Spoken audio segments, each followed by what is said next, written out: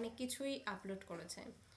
তো নবনীতা দেবসেন রচিত একটি সুন্দর কবিতা ভালোবাসা, যেটা দেখলাম খুব ভালো লাগলো, তাই ভাবলাম আজকে তোমাদের সাথে সেটাই শেয়ার করি।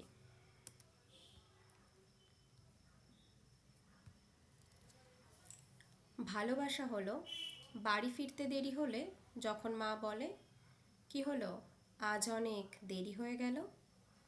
ভালোবাসা হলো কাজের থেকে ফিরলে বাবা যখন প্রশ্ন করে, আজ কি খুব খাটাখাটুনি গেল।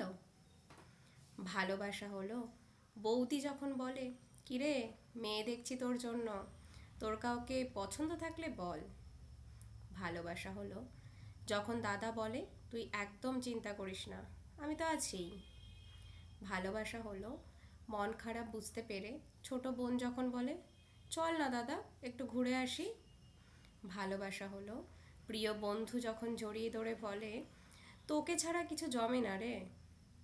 এগুলো খুবই ছোট, কিন্তু জীবনের অমূল্য মুহূর্ত, এগুলো হারিও না। ভালোবাসা শুধুমাত্র বয়ফ্রেন্ড বা গার্লফ্রেন্ড থাকা নয়, ভালোবাসো তাদের যারা তোমার জীবনের একটা বিশেষ অংশ জুড়ে আছে। যখন ছোট্ট মেয়েটি বাবার মাথা যন্ত্রণা করছে বলে কপাল টিপে দেয়, সেটাই ভালোবাসা। যখন স্বামীর জন্য চা করতে গিয়ে স্ত্রী তাতে একটা চুমুক দিয়ে দেখে চিনিটা ঠিকঠাক হয়েছে কিনা, সেটাই ভালোবাসা। যখন মা সন্তানের জন্য খাবারের বড় টুকরোটা সরিয়ে রাখে, সেটাই ভালোবাসা।